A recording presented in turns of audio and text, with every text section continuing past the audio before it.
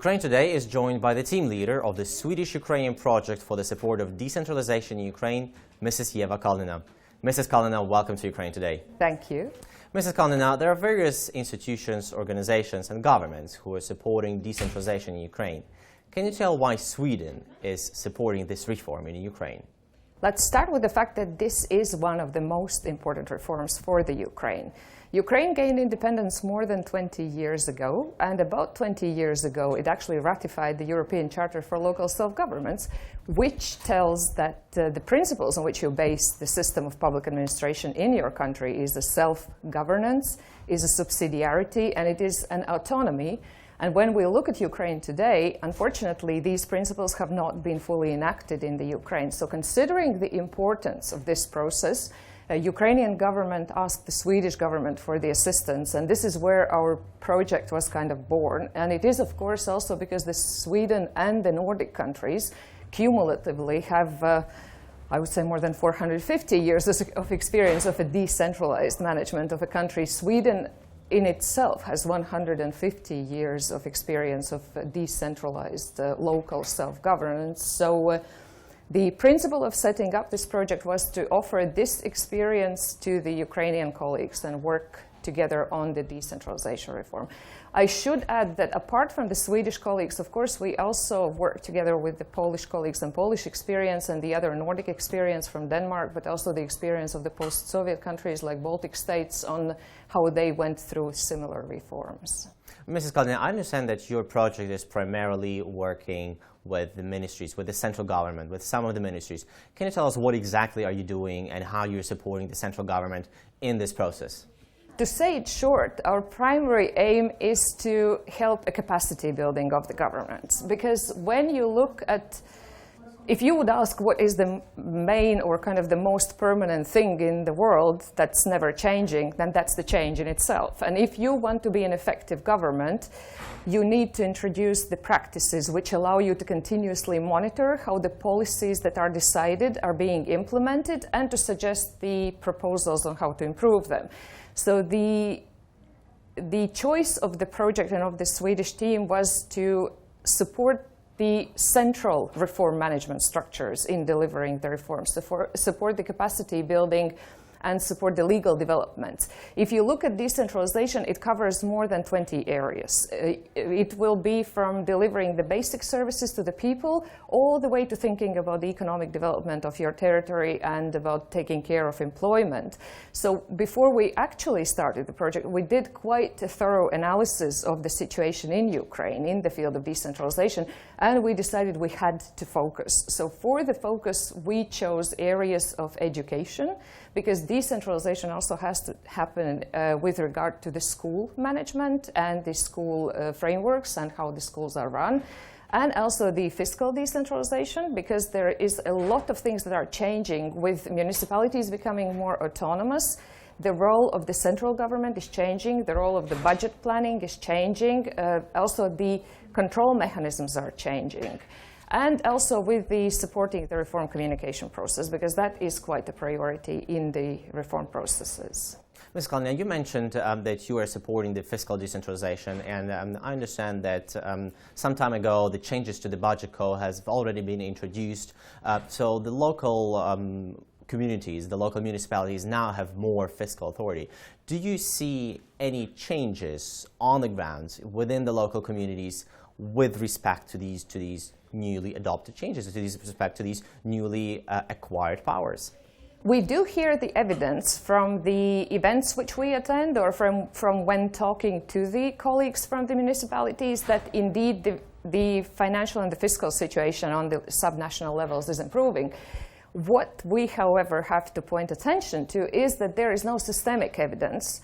The challenge is to obtain irregular data about the financial performance of the municipalities, about their revenues, about their expenditures, and to be able to analyze that data and to give a clear answer of who is performing better and who may be not performing so well. So one of the tasks of our project is actually to help and make sure that such data is being collected and such data is being made available to those people who prepare policies and who monitor the implementation of the policies. So to answer shortly to your question, we hear a lot of positive things, but we don't have full evidence about it.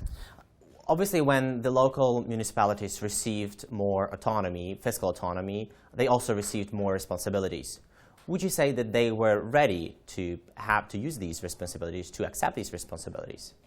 Again, you will have a very different situation depending on which level of the government you're looking at.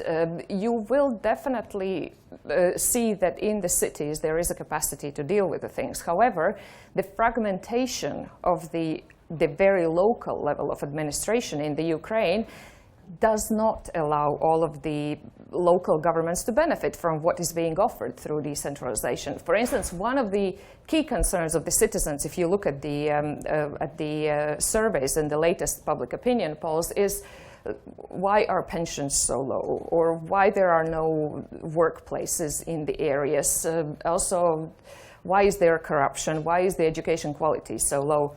Now, in true spirit of decentralization, the decisions about these things and the choices about how to develop these areas would be given to the local authority. It is up to each local authority and its community to actually think, do we have a possibility and a capacity to decide on those things? And if you look at the fragmentation of the Ukraine, many of the local authorities do not have such a capacity. There is simply no administration, no human power to deal with these things. That's why the administrative territorial reform is absolutely necessary. You do need teams of the people who would be able to think about the future of my territory, to start thinking about what kind of economic development we could have and how to create more economic activity in our area. Mrs. Kalnina, your project is working with the Ministry of Education, and we were talking to various experts on decentralization, and almost all of them, almost in unison, are saying that one of the main benefits of decentralization will be the better access to education in the communities, in the municipalities. That the local communities, once they are formed, will know better which schools they need, which villages do need schools, which villages need to merge schools, which villages need to get rid of the schools. From what you're hearing from the Ministry of Education, well, right now this is totally in the hands of the Ministry of Education. From what you're hearing from them, are they ready to give away this power to rule over the entire educational system in Ukraine?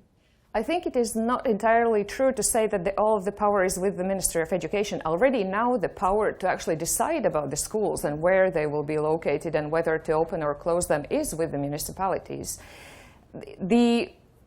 The essence. So what will change? The change is that the legislation needs to be put into the format to actually institutionalize these rights of the municipalities to deal with these things. Also, it needs to be decided on what will you do in areas where it is very sparsely populated and very few children, like what kind of alternative arrangements could there be to ensure quality of education. I think it is much more important to discuss in the process of decentralization not the fact of how many schools we will have or where to open or where to close the school, but to focus on two key issues. Do we receive the service? And that goes not only for education, but for all range of the services that the municipalities are to provide. Do we as a community or as a village, do we receive all of these services? And in what quality do we receive them? In a way, the only quality measurement in a decentralized system is community's own wish or community's own aspiration. It's community which will then say, okay, if our school now has only 20 people and we cannot attract good teachers, but we would like to improve the quality of the education, what alternative possibilities do we have? Do we really need to maintain all of the school infrastructure, the school building? Is there maybe a possibility to merge smaller classes with the kindergarten, and so on? Or if we transport them to the closest city, to the nearby city, how do we negotiate with the city or about the transportation possibilities and so on? So it's giving these key decisions for you yourself as close to you yourself as possible. But it's also you yourself have to be ready to take that responsibility and show initiative and participate in the process. This is the main offer of decentralization. It gives power to you. We'll continue our discussion with Ms. Kalnina. And now back to the news on Ukraine Today.